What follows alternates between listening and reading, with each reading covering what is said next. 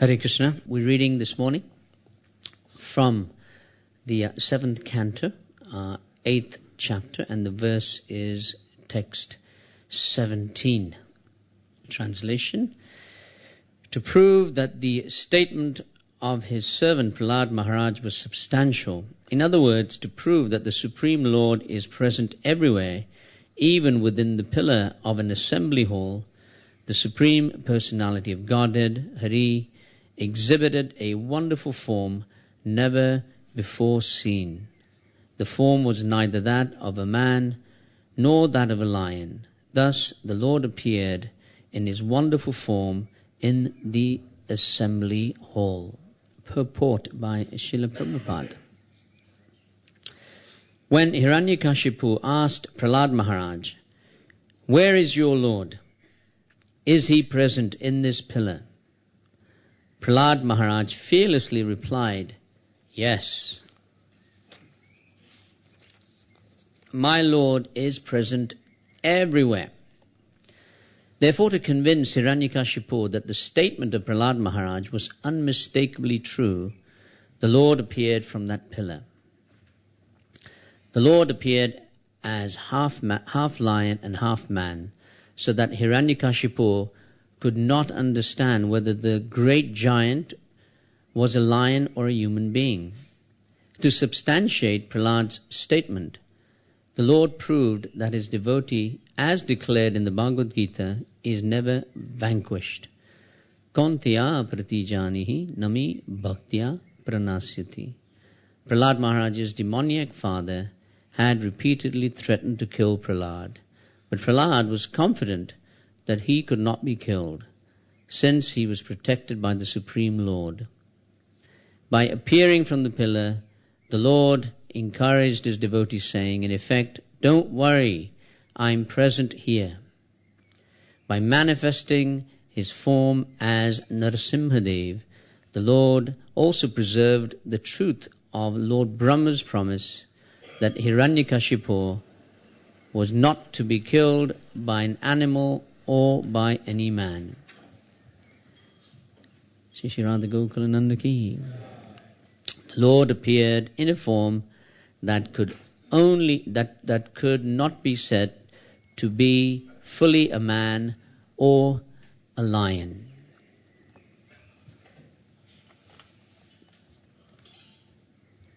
Srila Prabhupada ki.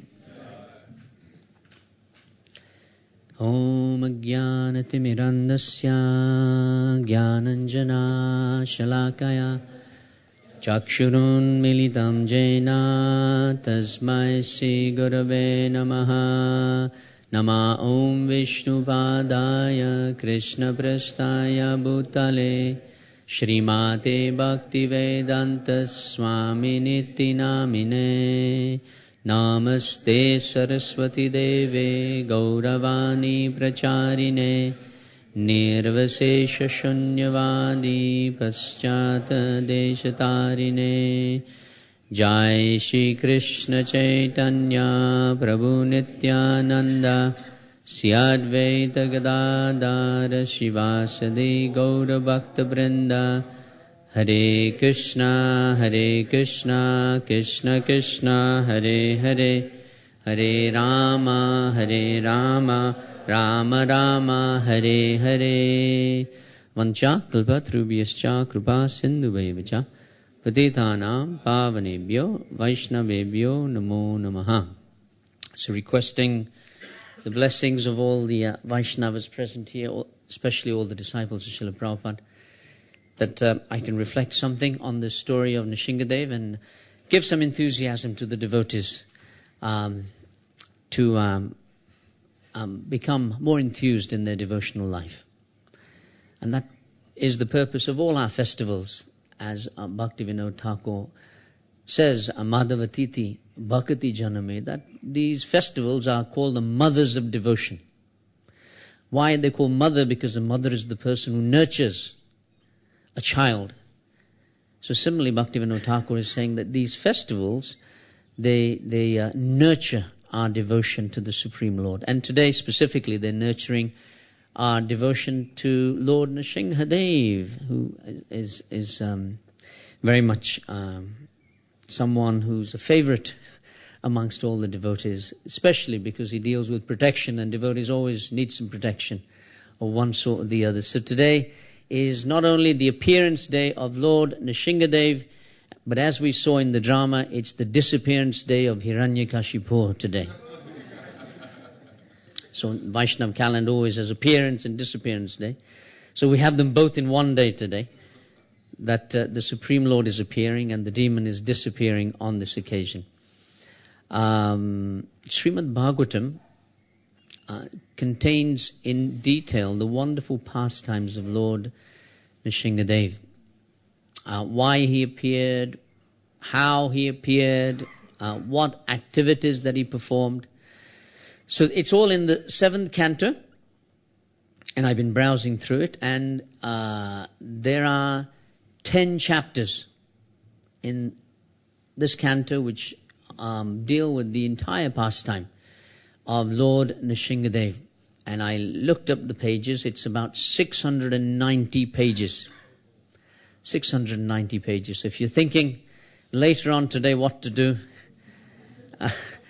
690 pages is a good read. It will give you the entire perspective of what Prabhupada is saying. And 10 chapters within that. And if we go back into a little bit of the background of this pastime, and then we'll come on to today's verse as well. Parikshit Maharaj had asked Sukadev Goswami that why is the Lord partial? This was how he begins. And Parikshit Maharaj was very honest, and he said that it appears as if the Lord, he favors the demigods. So he's partial. So of course Sukadev Goswami, he answers that the Lord is not partial, but because we are affected by the modes of material nature, we see the differences. But really, in essence, the Lord is neutral. The Lord is neutral. Then Parikshit Maharaj asks a second question. And he says that, okay, if the Lord is neutral, he's not partial, then why is he extreme on the other side? And what does he mean by that? That even demons who deride him like Sishupal, that these demons, they get salvation. So I can't understand this. So at that stage, Sukadev Goswami, he says that the same conversation was had by, anyone remember? Same conversation was had by, because the Bhagavatam is a narration within a narration. So this pastime of Nrsimha Dev comes in that manner. And he says that the same narration was narrated by Narada Muni to Yudhishthira Maharaj. And he says that Yudhishthira Maharaj had the same question. That how is it, can you explain to me, that the demons, they get salvation? And even Sishupal, who derided the Lord so much. So Narada Muni, he explains to Yudhishthira Maharaj that this is all to do with the power of remembering Krishna. That even if someone is very envious, but they remember Krishna, you can see the power of smaranam.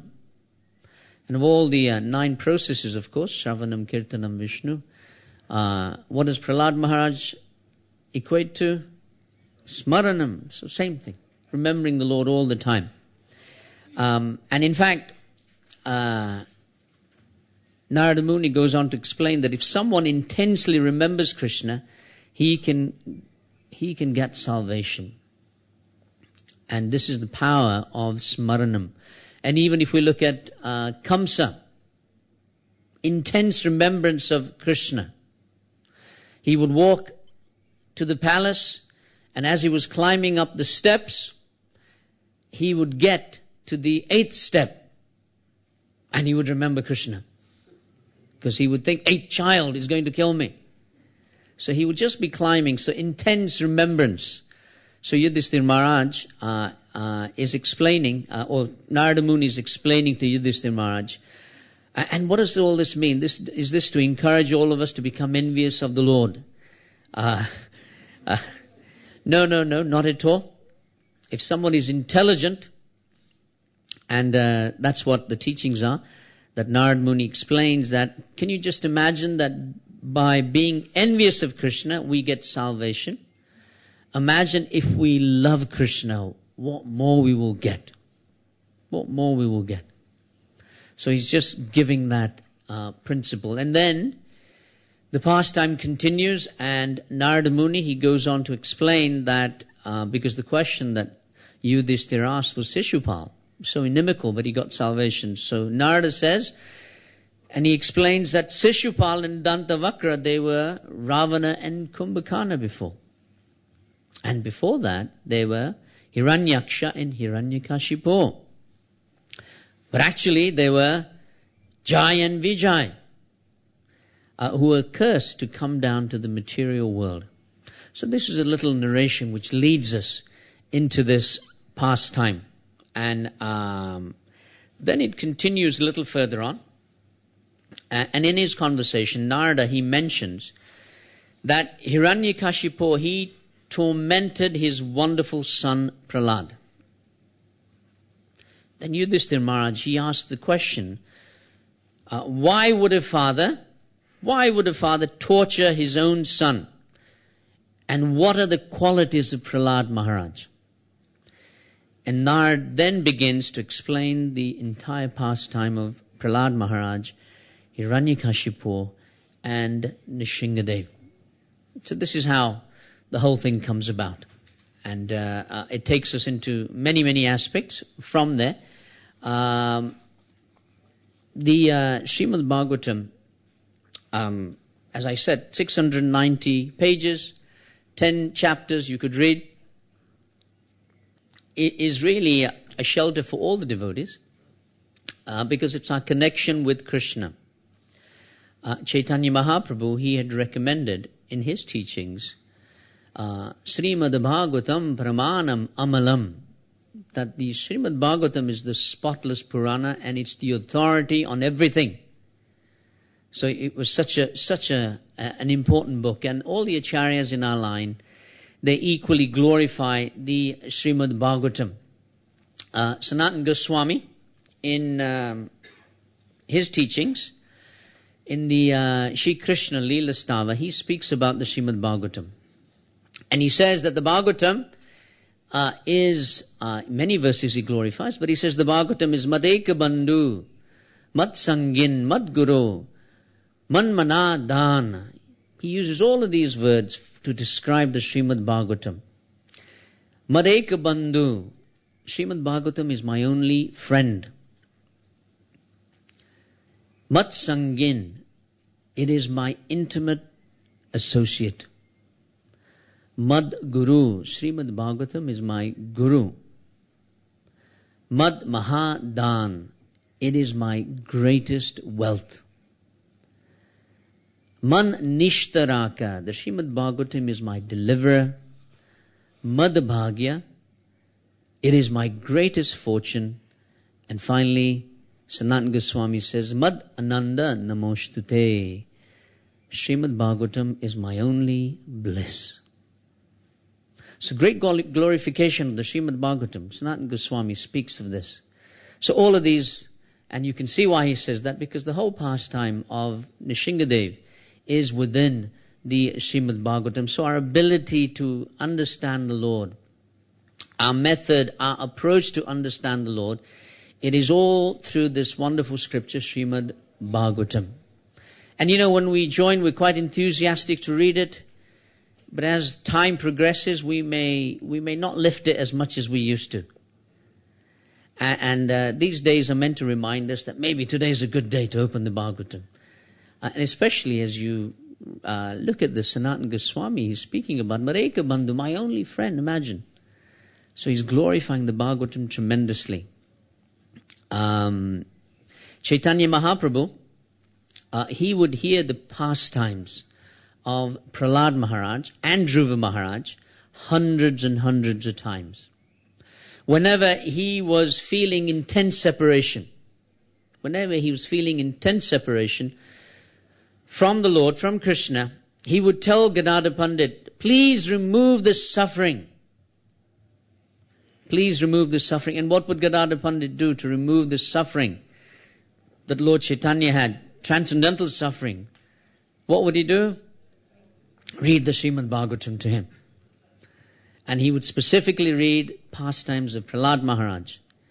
And Chaitanya Mahaprabhu, he would feel his separation from the Lord being mitigated just by hearing the Bhagavatam. So of course we may not have that separation from the Lord, but still all our sufferings can be mitigated simply by reading the Bhagavatam. In his book Laghu Bhagavatamrit, Rupa Goswami, he explains that of all the forms of the Lord, the form of Lord Krishna, Ram, Nrsimha, these are the three most important. And Rupa Goswami, he calls these three forms Paravashta forms. Paravashta forms. Paravashta means they're in a supreme position. Supreme position. Why? Lord Nrsimhadev is full in all the six opulences. But Lord Ram, his pastimes are more sweeter than Nrsimhadev's. And Lord Krishna's pastimes, they're unlimitedly sweet. And hence Rupa Goswami says that they are incomparable. Incomparable. So Bhaktivinoda Thakur, in his teaching equally, he speaks about that these three forms of the Lord are the most relevant for the devotees. Ram, Krishna and Nrsimhadev. They're the most relevant to all of us. And he says that Chaitanya Mahaprabhu, he worshipped these three forms and he would go to the places of worship of these three forms. Their pilgrimage places, their deities, he would go in to all of these places. Generally at this time of the class you need to have a story. And there's a nice story that Tamal Krishna Goswami speaks about. And he remembers the final days of Srila Prabhupada, and he remembers about hiring a new Vaidyaraj, someone from the Ayurvedic school who was being employed to treat Srila Prabhupada. And he told Srila Prabhupada that this man that we have now is a very nice man. And we're trying to keep him. And he has seen all your symptoms, Prabhupada. And he knows your disease. And he knows how to treat you. In fact, he will take you to Mayapur, Prabhupada. And then Tamal Krishna Maharaj says, he's a Marwari. And I have asked him, do you have a charitable dispensary somewhere? And Prabhupada, this man, he doesn't have a charitable dispensary. But he wants to treat you for free. He doesn't want any money. Because after reading your books, Prabhupada, he regards you as an incarnation of Vyasadeva. So he wants to give you the treatment free. And then Tamal Krishna Maharaj goes on to say, what's all this to do with Nrsimhadev, you might be wondering.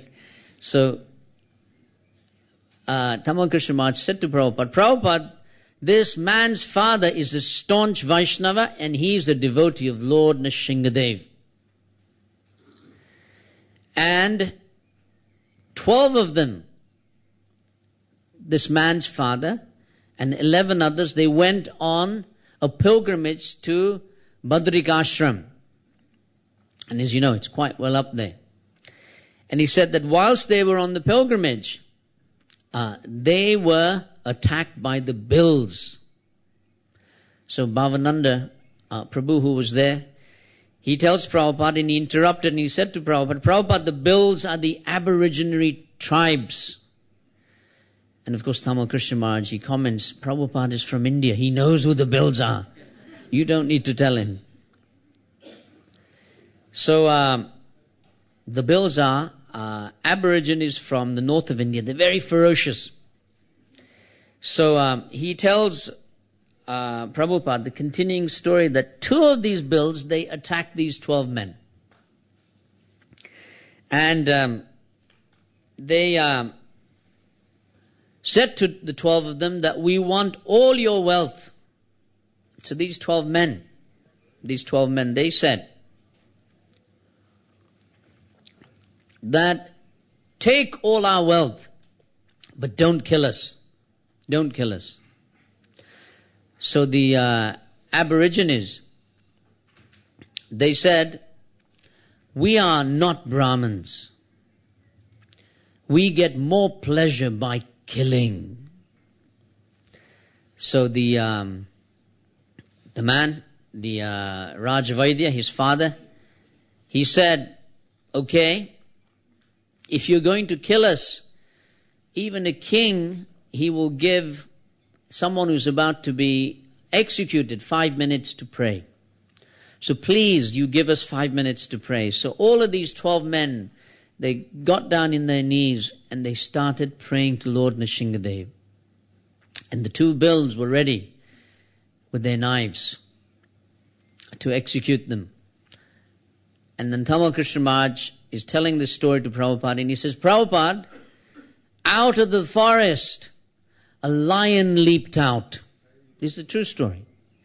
Out of the forest, a lion leaped out and pounced on these 2 bills and killed them immediately. And these 12 men who saw the lion, they were kneeling and now they paid their full dandavats to the lion. They paid their full dandavats. Nrsimhadev Bhagavan ki. So he continues in that story, and Tamal Krishna Maharaj, he tells Prabhupada that if he treats you and the treatment really works, we will help him establish a charitable dispensary by giving them a donation. And Prabhupada said, yes, we will. Yes, we will. So this is an interesting principle. Maybe everyone moves up a little. I think people are just coming in from the back and just a little forward. And that will help us in setting up for the yajna as well.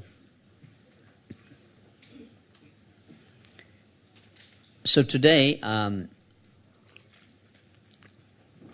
in this verse, very famous verse, Satyam vidatu nijabritya basitam. And in the purport, what does Prabhupada say? Prabhupada says that the Lord came to fulfill the desires of 2 people, didn't he? Who are the 2? Prahlad was obvious, because the verse is about him. And the second person Prabhupada mentions at the end of the purport was Brahma. He says Lord Brahma. He says Lord Brahma. But actually, if you look at the whole pastime, all 690 pages here, all 10 chapters, you realize he came to fulfill the desires of 4 of his devotees. Not just 2, 4 of his devotees.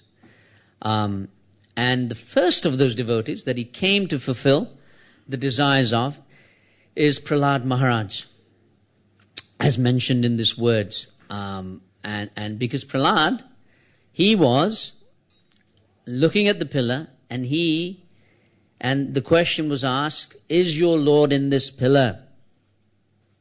And of course, Prahlad said yes. So to prove the words of his devotee, the Supreme Lord, he appears. So first of all, it's Prahlad. And if we look at the word for word in the verse here, Nija Britya Basitam. Britya refers to a servant or a devotee, and Nija Britya refers to the Lord's own servant. And Bhashitam is like Bhasha, which means words. So, and at the beginning you've got the word Satyam Vidatu. So to whatever the words of the devotee's word, the Lord appeared to fulfill those words, to make them true. So the first personality is Prahlad Maharaj. because his words were that the Lord, he's in this pillar. Satyam vidatu nija britya bhasitam. And, the devotees, they see God in matter. Prahlad Maharaj, he was seeing God within the pillar. But the atheist, and Prabhupada mentions that in the purport, they see the opposite. They see matter in God. We see God in matter, and they see the opposite, isn't it? They see the opposite. They will not see the deity. They will not consider that it was in that way. In the race to get to the space, the first man who got there was Yuri Gagarin. First man in space, Russian man. So he got up to space, and of course that's when the Americans took off on the race as well. They said, the Russians have got there, we've got to do something. So finally when Yuri Gagarin, he came to America, and he arrived there, he was visiting a Catholic school. And whilst he was in the Catholic school, he was talking about his exploit of going into space, the first man. So one of the children, they asked a question to Yuri Gagarin. And they asked him that when you went out into space, did you see God there? So the principal, who was a priest as well, who was there, was wondering what Yuri Gagarin would say. So Yuri Gagarin said, no, there was no God in space. Because their principle is that God is up there. So the child is thinking, well, he's up there. If you go into space, you must see God. You must see God. So the priest, he realized that Yuri Gagarin had said something very different from their philosophy. So he got up and he said that if Yuri Gagarin cannot see God here on this planet, how is he going to see God up there? How is he going to see God up there? So that was interesting. That if you do not have the eyes to see God here, how will you see him anywhere else? So it's actually learning to see God everywhere. It requires the eyes. The second person, Satyam vidatu nija britya bhasitam, that the Supreme Lord came to make the words true, were the four Kumaras. The four Kumaras. And the four Kumaras had been cursed. The four Kumaras cursed Jai and Vijay. We know the pastime. They came to see Lord Narayan, and Jai and Vijay, who were guarding there, they thought these were just children. And they told them, come back. So they became very angry, the four Kumaras, and they cursed them to go to the material world. So of course, the Supreme Lord, he appears, Lord Vishnu appears to find out what's going on. And ultimately, of course, the four Kumaras, they give them an option to come as devotees or to come as demons. But the time for coming as demons was only 3 times. So Jai and Vijay, they thought, well, actually, we don't want to be away from our service too long. We don't want to be away from our service too long. So that's a good meditation for us as well. That we don't want to be away from our service to Krishna too long. Too long. If ever we go away, not too long. So they said 3 times. So nija britya bhasitam. So this word, nija britya bhasitam, also refers to the 4 Kumaras. That the Lord had to appear because the 4 Kumaras had cursed Jai and Vijay.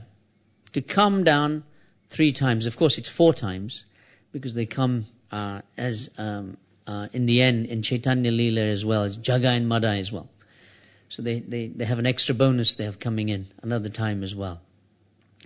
There's another story in the Puranas which is given as well. And that is that once Jai and Vijay, they were conversing with each other. And their conversation was that the Supreme Lord, he has everything, but he can't wrestle like we do. So Jai and Vijay must be wrestling in Vaikuntha. He said, he cannot wrestle like we do. He must be missing that. So then they thought about it. Then they said, well, he's the Supreme Lord. Who can wrestle with him? Then Giant Vijay said, perhaps the only persons he can wrestle with is us, because we're the guards of Vaikuntha. No one else can match up to him. So Lord Vishnu, he was listening in. And he was saying, wow, okay, so I must fulfill this desire of Giant Vijay. I must fulfill it. So that's another Satyam Vidhatu Nija Bhritya Bhasitam. To make the words true of his devotees. They wanted to wrestle with the Lord. They can't wrestle in Vaikuntha. So how will they wrestle? So in the Puranas this description is given. That their thinking in this nature also meant that they would come in this form. The third person that the verse speaks about, Satyam Vidhatu, is mentioned by Prabhupada in the purport, and that is Lord Brahma. Lord Brahma. And it refers to Lord Brahma because, of course, Hiranyakashipu, he had performed austerities. And he had demanded the following benedictions. Here they are. We'll go through them one by one. He should never be killed in the day or in the night. He should not die on land or in the air or in the water. Third one, he should not die within any residence or outside. Fourth one, he should not be killed by any man, beast or demigod. And lastly, he should not be killed by any weapons. So this is what his wish list was. So Nrsimhadev had to appear in Satyam Vidhatu Nija Bhritya Bhasitam. How can he make all of these statements true? How can he make them do? So of course, what does Lord Nrsimhadev do, as we saw that in a little drama, that he stretched Hiranyakashipu across his lap, and with his long nails he ripped him apart. He killed him neither on the land, the sea, or the air, but on the lap. He killed him neither during the day or the night, but at twilight. He wasn't killed by beast nor man, but half man and half lion. And he was killed with no weapons, but with the nails of Lord Nrsimhadev. So it's interesting that how Nija Bhritya Bhasitam, that the Supreme Lord appears to fulfill all of these different desires. And really what Hiranyakashipu wanted to do was he wanted to be immortal. And isn't that what everybody wants? Everybody wants to become immortal.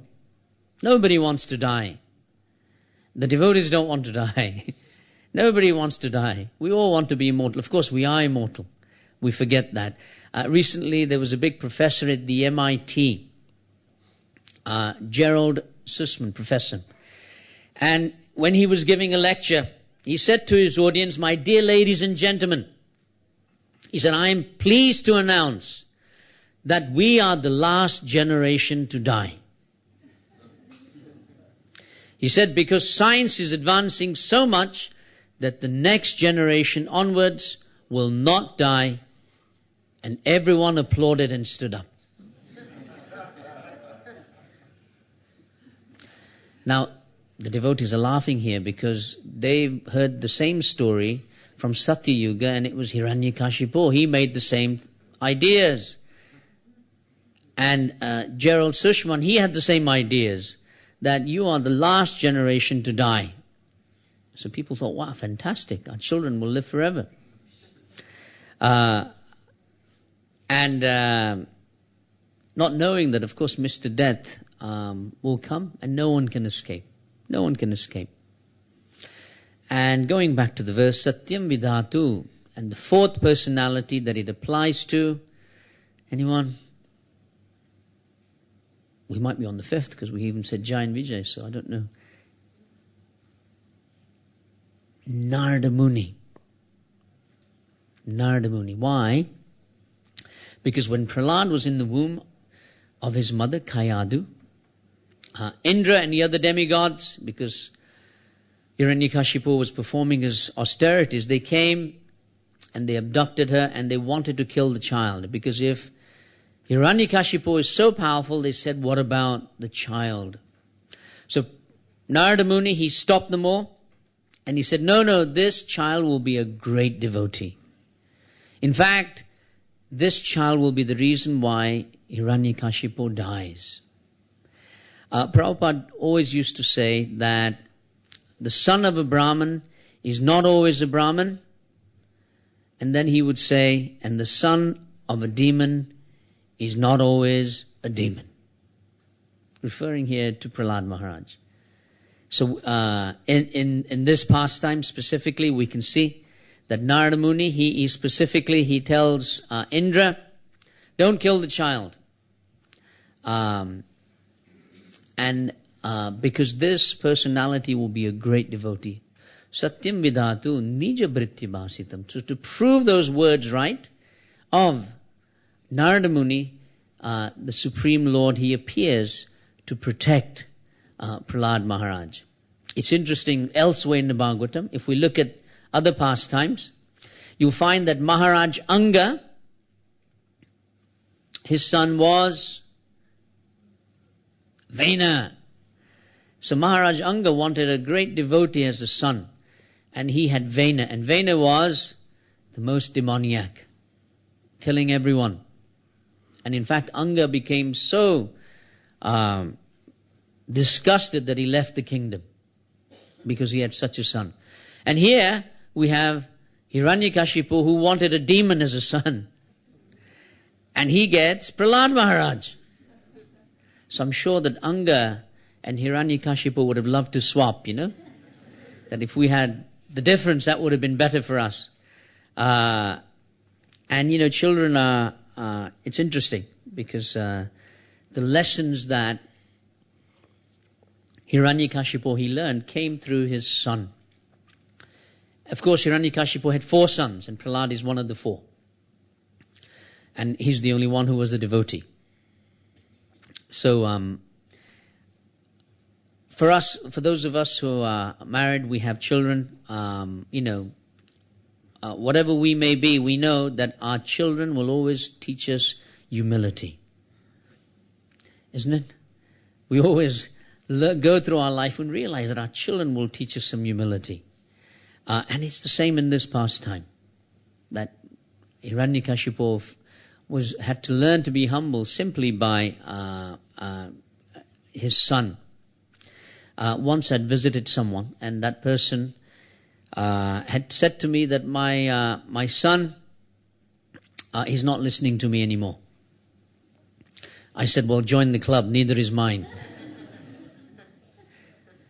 And he said, can you please preach to him?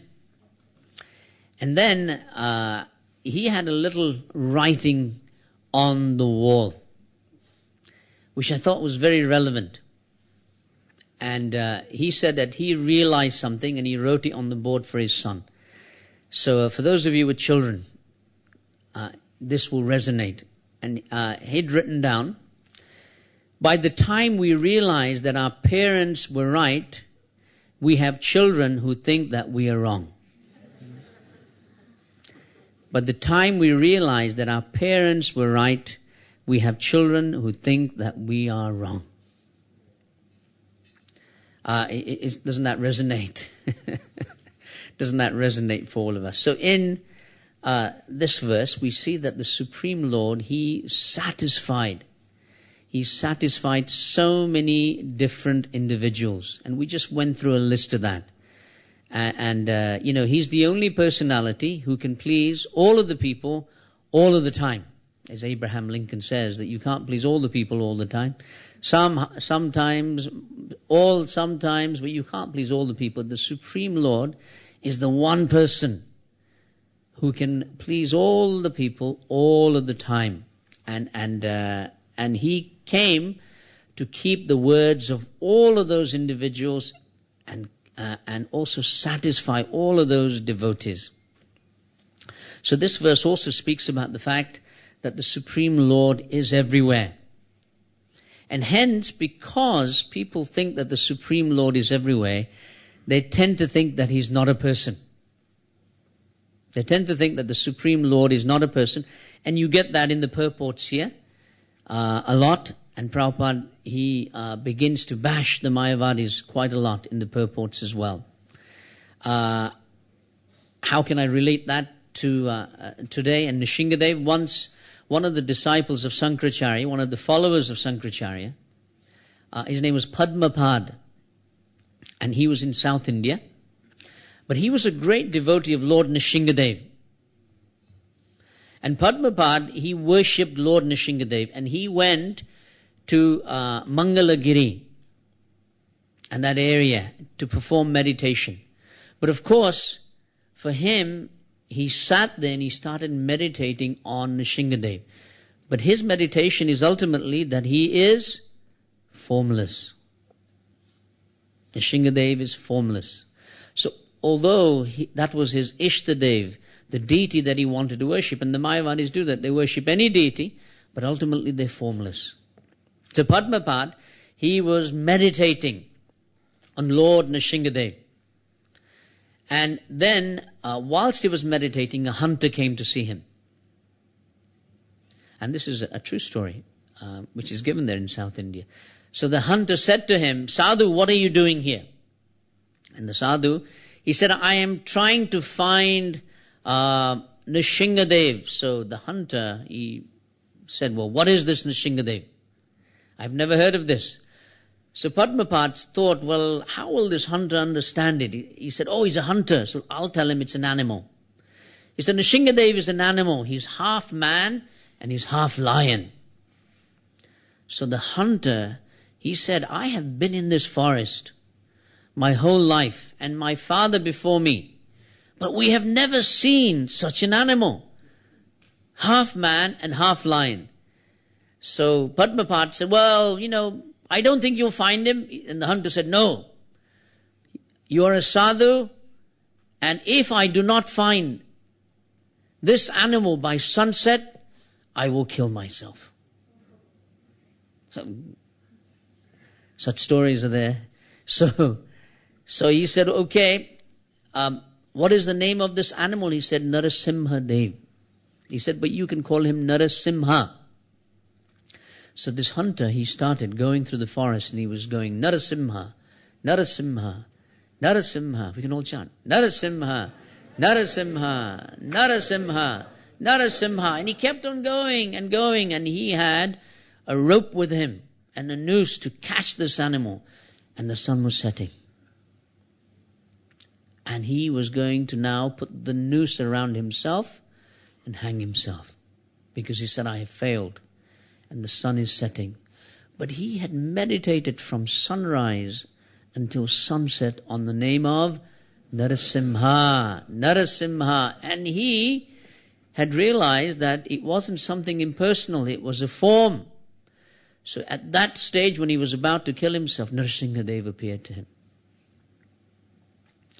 And what did the hunter do?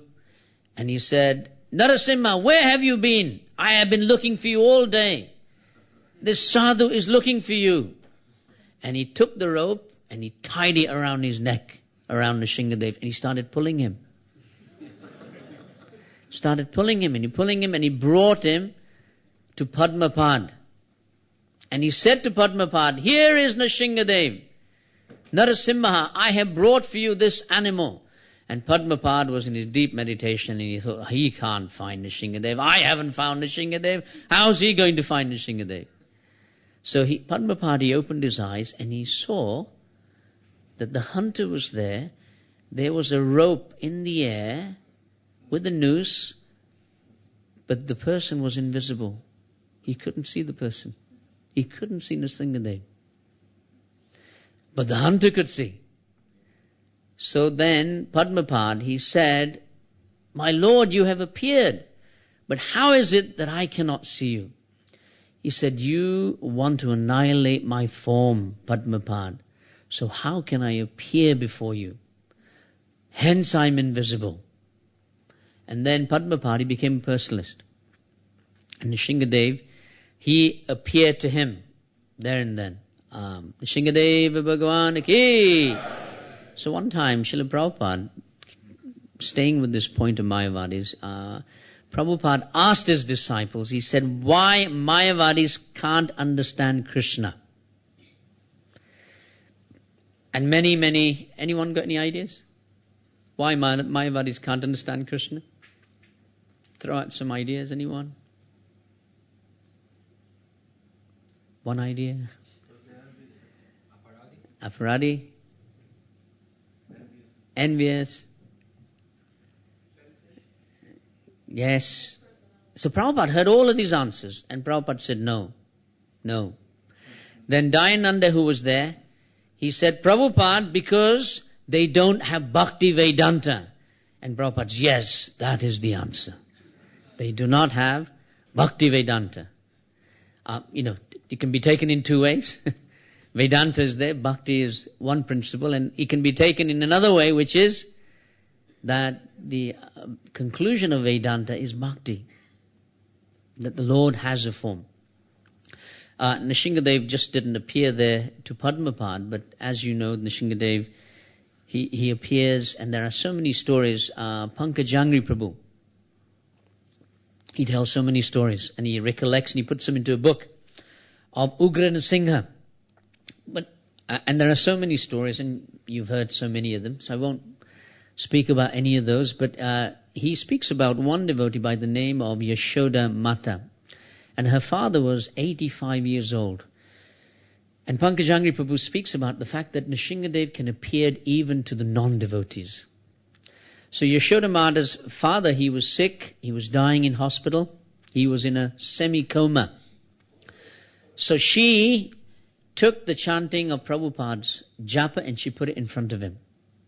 And in due course, her father came out of the coma and he started tapping his finger to the japa as if he was hearing it all the time. So then what happened is, Yashodamai and her daughter were sitting in hospital with her father. And her father, who was in hospital, shouted out suddenly, and he said, look, there's a 5-clawed man with a head like a lion and he's coming towards me. And Yashodamai had done a Nrsimha Puja in Mayapur, and she had been worshipping Ugra Nrsimha for many years and asking the Lord, please let my father have a good departure. So this father had never heard of Nrsimha. David never even seen a picture of him. So he said, he's coming towards me.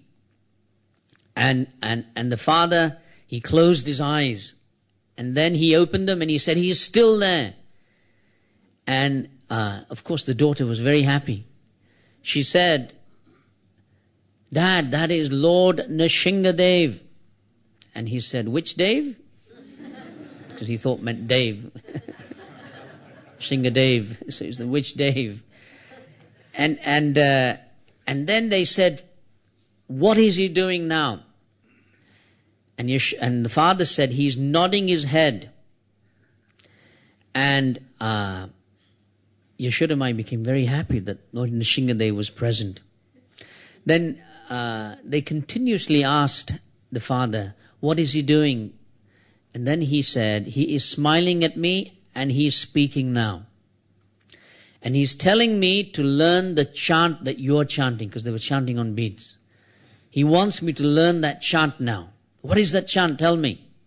So they taught him, Hare Krishna, Krishna Krishna, Hare Hare, Hare Rama, Rama Rama, Hare Hare.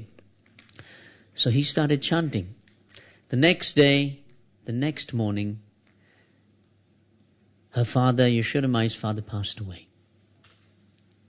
He passed away very peacefully. And that same day, or a day later, the crematorium was just next door, and they cremated his body.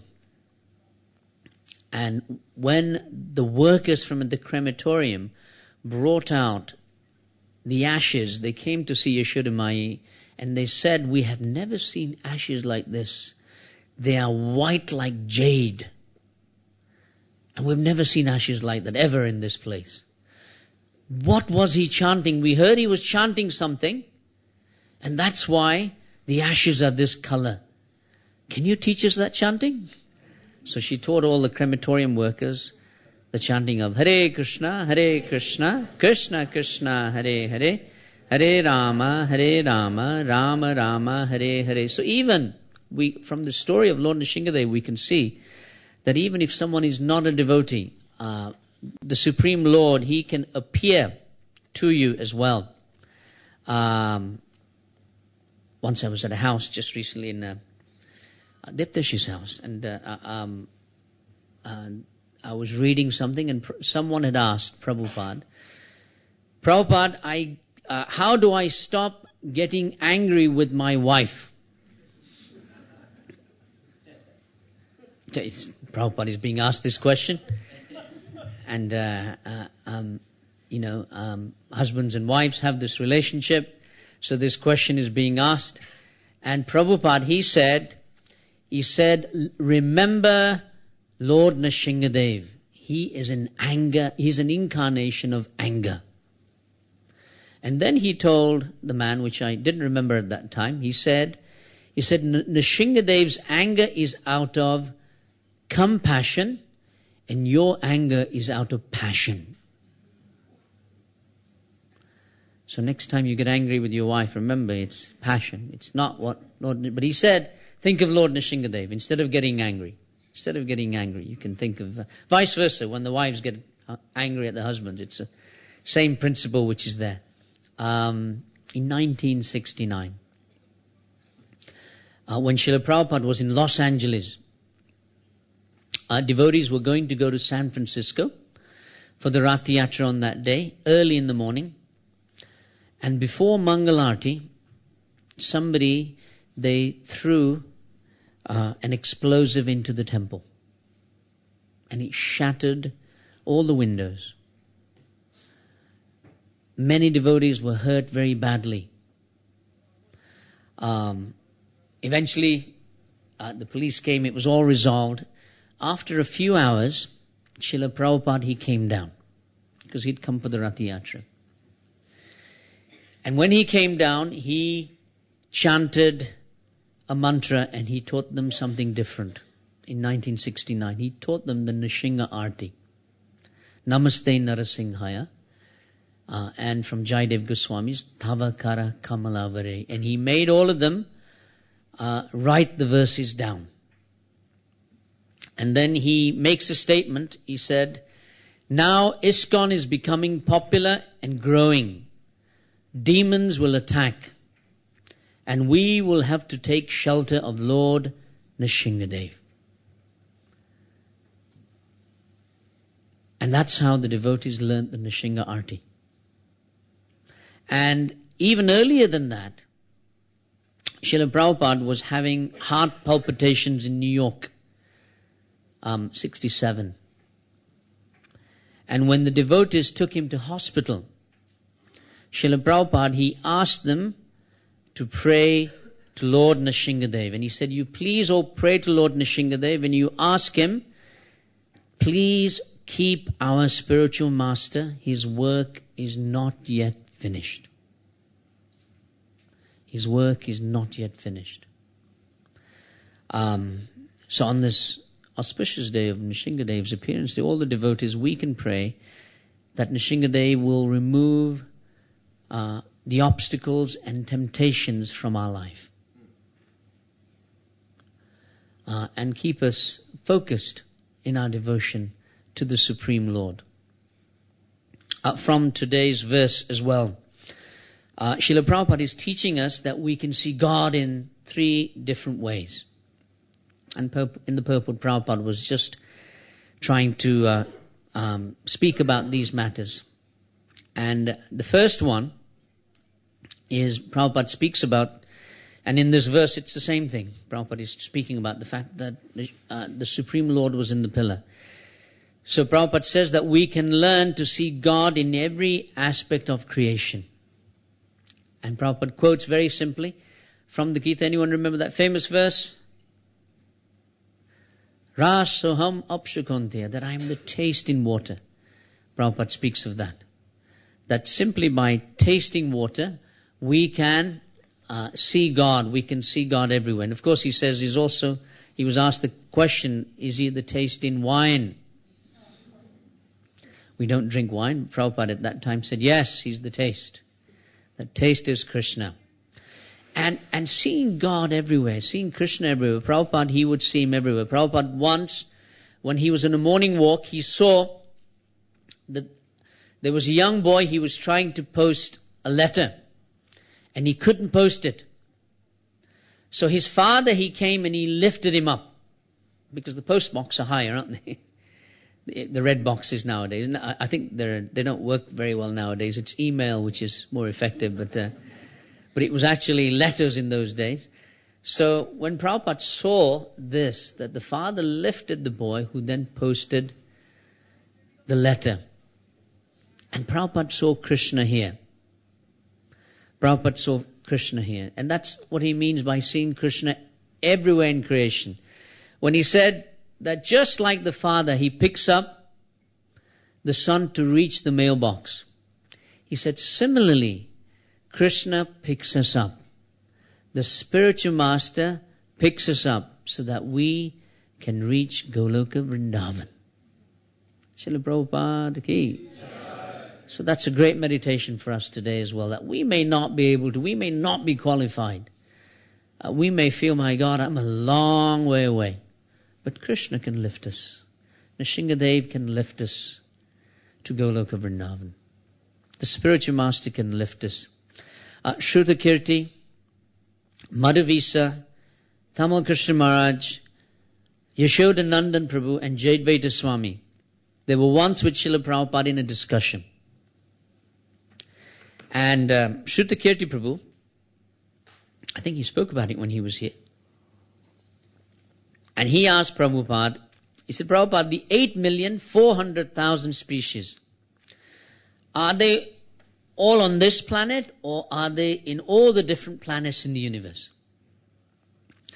And Prabhupada, he said they are in all the different planets of the universe. They're not just on this planet, including the demigods. Then Madhavisa Prabhu, he said, yes, Prabhupada, the demigods, they are higher beings. And they live somewhere else, and hence they are not visible to our eyes. We can't see them. And Prabhupada became like Nrsimha. And he shouted, that is your problem. You're only concerned about seeing. And you think that seeing is believing. So the conversation continued. And Prabhupada then said, to bring it to today, Nrsimha, and Prabhupada then said, he said, the excellent example of seeing God not with eyes made of flesh, but eyes made of love is Prahlad Maharaj. Excellent example, Prabhupada said. It's not anyone else. He said it's Prahlad Maharaj, that he had eyes which were made of love. And he goes on to say that when his father asked him, is your God in this pillar? Prahlad said, he is everywhere. So Prabhupada says that Prahlad was still able to see the presence of Lord everywhere with his eyes of love. Premanjana churita bhakti vilochanena. It's having those eyes, because the eyes are everywhere all the time. But developing that love to see Krishna everywhere. That's the trick. Otherwise they'll see Maya. So we have a choice. Premanjana churita bhakti vilochan. Then Yashoda Nandan Prabhu, he interfered in the conversation. And he said, Prabhupada, it's a big discussion going on in ISKCON press. And it's to do with the pictures of Ahovala Nrsimha's Stamba. We went to Ahovalam recently, Prabhupada, and we saw the pillar at the top of the mountain where Lord Nrsimha appeared. Prabhupada, many pundits, they give references In the Brahmanda Purana, there is a verse which says that Nrsimhadev, he appeared here at Ahobilam. And the Ramanuja Sampradaya, they say that Nrsimhadev, he appeared here. And Prabhupada, twice you told us when we came with you to Ahobilam that Nrsimhadev, he appeared at this spot. But now, Prabhupada, because we are printing the books, we want confirmation. Is this where this spot is? So, Yashodanandan Prabhu gave a whole dialogue of evidence there to Prabhupada. And he said, just Prabhupada, now can you confirm? Because the ISKCON press wanted to just say, Ahobilam, this is where Nrsimhadev, he appeared. So Prabhupada, he answers, he said, confirmation or no confirmation, how does that matter? As Prabhupada would say.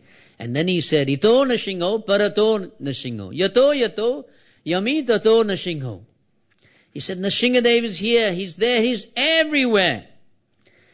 He said, but the point is, not whether he appeared from the pillar, or this pillar, or he appeared in Ahobilam.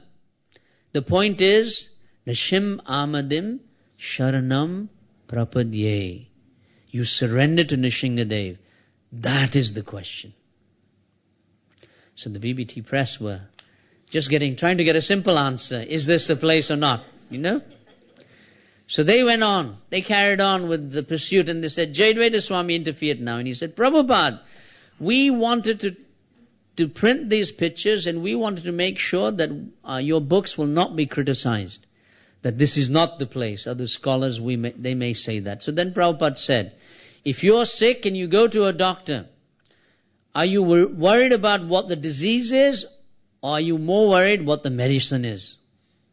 And Prabhupada said, the medicine is Nrsim Amadim Sharanam Prapadye.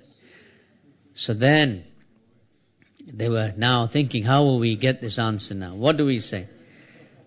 So then Jayadvaita Swami said, Prabhupada, we just wanted to get a confirmation because we know that if we do not put the proper picture, you will become like Nrsimhadev on us. And therefore we wanted to clarify. So Prabhupada said, does not matter. This pillar, that pillar. Nrsimhadev is everywhere. You just need vision to see him. So it's an interesting conversation that goes on. And equally, in Juhu, when Prabhupada was there, Dr. Chaturbai Patel would always have arguments with him on the beach. And he said to Prabhupada, your temple in Juhu, it is not bona fide. It is not according to Vastu. The gate is not facing, the entrance is not facing east. And Prabhupada loved to debate with him as well. And Prabhupada said to him, he said, our Vastu Shastra is Ito Nrsimho Parato Nrsimho. Yato Yami Tato Nrsimho. He said, all directions Nrsimhadev is there. Vastu is all about direction, isn't it? And Prabhupada then said, Nrsimhadev is in all directions to protect us. Nrsimhadev Bhagwan ki. Of course, Prabhupada also, he glorified Vastu as well, everyone. He said if we're building from scratch, we should use Vastu. If we have no remedy, then don't worry. Nrsimhadev is everywhere. The second way that Prabhupada, he taught us how to see the Lord is in his deity form. And that's much easier for all of us.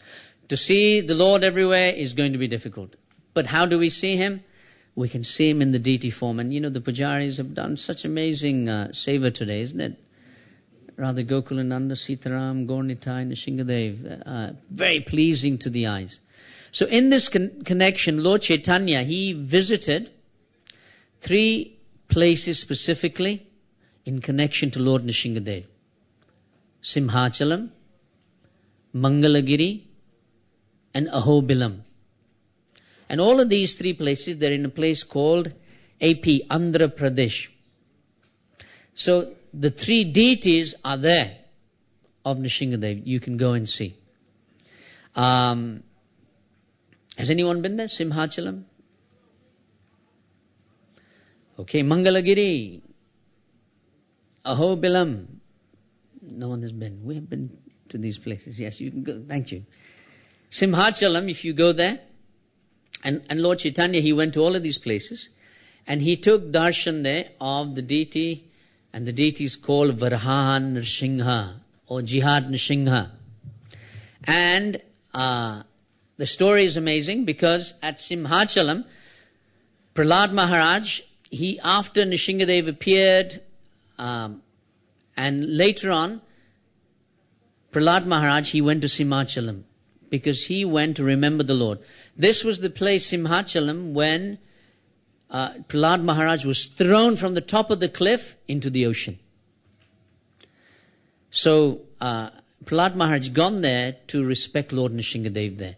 So then he prayed to the Lord, and he said to the Lord that I want to see you in a different form.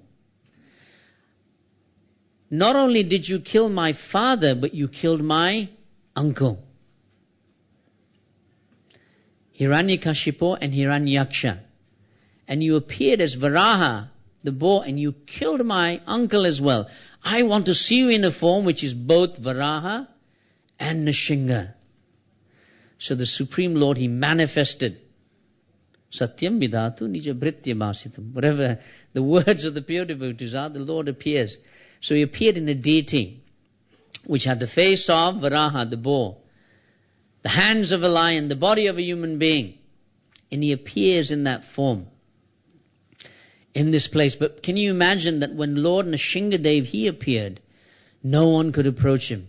Even the demigods were so frightened. Now imagine how much ferocious will be both Varaha and Nrsimha combined. So this form was fuming and the universe was being heated up. So they asked him, how can we calm you down, my Lord? So he then gives instructions. He said, every day you should put sandalwood paste on me to cool me down. And if you go to Simhachalam, you don't see the deity, because what they do is they put sandalwood paste again, and it becomes like a Shiva Linga, a big mound of sandalwood. And the only day you can go and see that form of Varaha Nrsimha is on Akshaya Tritiya. So that just went a little while ago, so you missed it. And obviously millions of people come to see that form, so it's very difficult to get in line and see that form, but that's the day. It comes, and that deity is there, and Lord Chaitanya, he visited Simhachalam. The next place Lord Chaitanya went to of Lord Nrsimhadev is Mangalagiri. And Mangalagiri is an amazing place as well. As the name suggests, it's a mountain, Giri. And at this place, there was another demon who had appeared. Just like Hiranyakashipu, there was another demon, and his name was Namochi. And Namochi, he also performed austerities.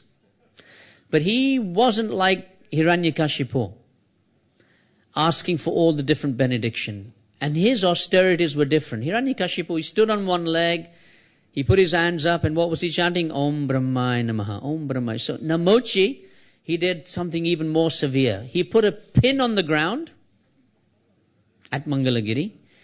He took a mustard seed and he put it on top of the head of the pin. And then with his one toe, he stood on that mustard seed for 1,000 celestial years, chanting Om Brahmaya Namaha. And Brahma, he appeared. And when Brahma appeared, Namochi thought it was beneath him to say, I shouldn't be killed by this, that, or the other. He said, I just want one benediction, that I will not be killed by anything wet or anything dry. That's the only benediction. So again, then, of course, he went on the rampage through the universe. And all the demigods, of course, they rushed to the Supreme Lord, and the Supreme Lord said, I will appear as Nrsimhadev. And he appeared when he was when the demigods were being defeated. And Nrsimhadev, he took his Sudarshan Chakra, and because Mangalagiri is near the ocean, he rubbed it in the foam of the water, because foam is neither wet nor dry according to the Vedas. There's always a trick that the Supreme Lord has. to defeat all the demons. So with that Sudarshan Chakra, Namochi was finished. And then, at that time, when the Supreme Lord appeared, the devotees, they asked him, can you please remain here? So the Supreme Lord, he took the form of a huge shalagram Shila with a huge mouth. And he said, I will remain here, but you should offer me different items according to the different yugas. So he said, this is Satya Yuga.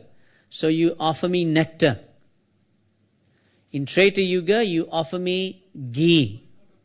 In Dwarpa Yuga, you offer me milk. And when Kali Yuga, nothing is pure, you offer me a drink called Panakam, which is water, cardamom and jaggery mixed. And the benediction that's given there is that the pujaris can hear the Lord drinking whatever you give him.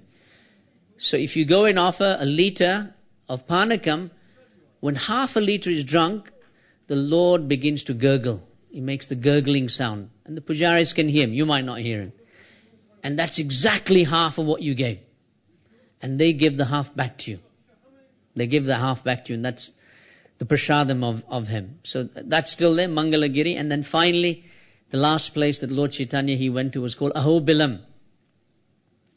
Garuda once, he was performing austerities because he wanted to see Lord Nrsimhadev. So he sat in the cave for a long time and he meditated upon Lord Nrsimhadev. And you know what's the word for cave in Sanskrit? Bilam. So that's how the place gets the name. So when Garuda, he saw Nrsimhadev, he said, Aho Bilam, Aho Bilam, how wondrous that Bilam in this cave, Nrsimhadev has appeared. So amazing. So then at that time, of course, the deity which appears there are the 9 forms of Nrsimhadev. And if you go to Ahobilam, you'll see these 9 shrines of Nrsimhadev. And finally, the third way that Prabhupada, he teaches us how we can see the Lord is in every situation in our life. So how do we, the first method was you see him everywhere. The second was you see him in the form of the deity. And the third that Prabhupada speaks about is that you see him in every situation of your life. And Prabhupada gives the example of Parikshit Maharaj. And where Parikshit Maharaj says that I have seen you, my Lord, in the form as Nrsimha. I have seen you in the form as Vaman. But now I am seeing you in the form of Shaparupam, in the form of the curse of a Brahman. The curse of a Brahman.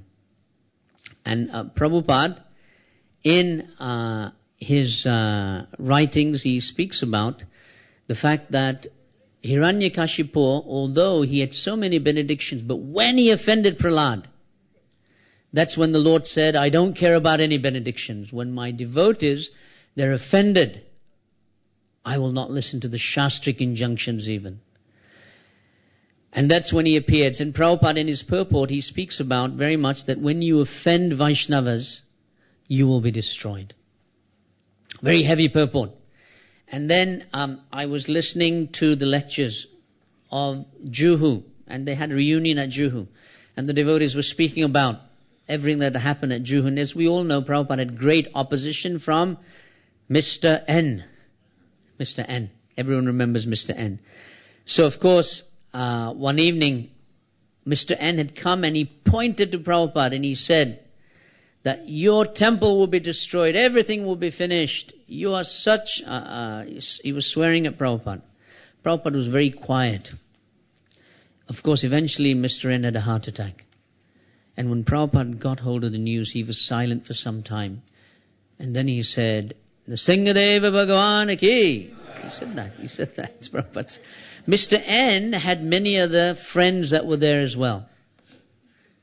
There was another friend by the name of Mr. Matre, who was a school principal in the area of Maharashtra. And he would distribute leaflets against the devotees at Vilepale station.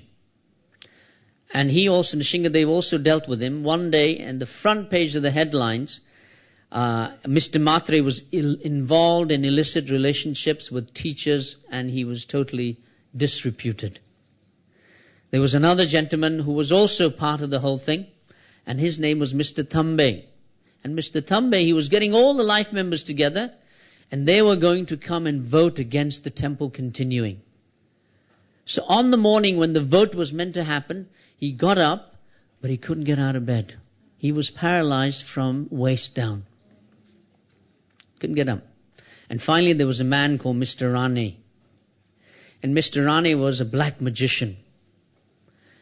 And he was the one that was laughing at all the devotees when the police and everyone came to break the deities. And one of the ladies who was there, I forget her name, she said that you are laughing when the deities and devotees are being attacked. He said, the fire of your offense will burn you. So one day after all of this was over, the devotees were having Mangalati, and Mr. Rane, he came running out onto the streets in Juhu, and he was on fire. And he died.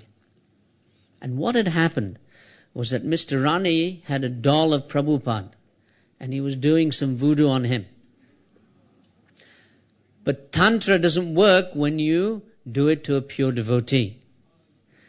And it fired back. It reversed. And what happened was, at least the recount is that all of a sudden, Mr. Rane, he went into the kitchen and started pouring kerosene on himself. And he lit a match. And before he knew it, he was on fire. He didn't know what was going on. So, Prabhupada's pastime here at Juhu is quite tremendous and quite phenomenal in learning about Vaishnava Parad as well. It's something that we should always think about and be very careful of. And finally, I thought that our time is running out, and I know we have to talk about many things. But today we sort of try to speak about Satyam Vidhatu Nija Bhritya Bhasitam, that the Supreme Lord, He appears to fulfill the words of His devotees. So not only did He come to fulfill the desires of Prahlad, the four Kumaras, Brahma, Narada Muni, but if you look at this verse, Satyam Vidhatu Nija Bhritya Bhasitam, that whatever the pure devotee speaks, the Supreme Lord will come to fulfill it. So I believe very much that Prabhupada, he had spoken the words that if you chant 16 rounds and you follow these principles and you preach and you remain in this society and you take it further, he said that you will go back home, back to Godhead. So today, I think on Nrsimhadev's appearance day, our meditation is really this, that Prabhupada is also Nija Bhritya Bhasitam. He spoke the words Bhasha to all of us. Do this, stay in ISKCON, preach, follow the principles. And if we do that, Satyam Vidhatu, we will all go back home, back to Godhead. Because Prabhupada is also one of those individuals in the same category here, that his words will never, ever go to fail. So on this most auspicious occasion of Nrsimha Caturdasi, we'll come to 10 o'clock. There's probably about another 10 Nrsimhadev stories I have on my list here. But I wanted to thank everyone for having the patience, sitting and listening today. And maybe, as I said before, 10 chapters in the Bhagavatam deal with Lord Nrsimhadev, 690 pages. And you could do it by midnight tonight or whatever. A great way to be absorbed in the pastime of Lord Nrsimhadev. And as we've said in so many ways, that Sanatana Goswami, he greatly glorifies the Bhagavatam. That it is my friend, it is everything that I need within my life. So we'll take that on board. And Prabhupada, he took so much time out to write the Bhagavatam, so maybe today's a good day to finish off the pastimes of Nrsimhadev, or even begin reading a few pages every day. The next part of our program, we're not going to have time for questions because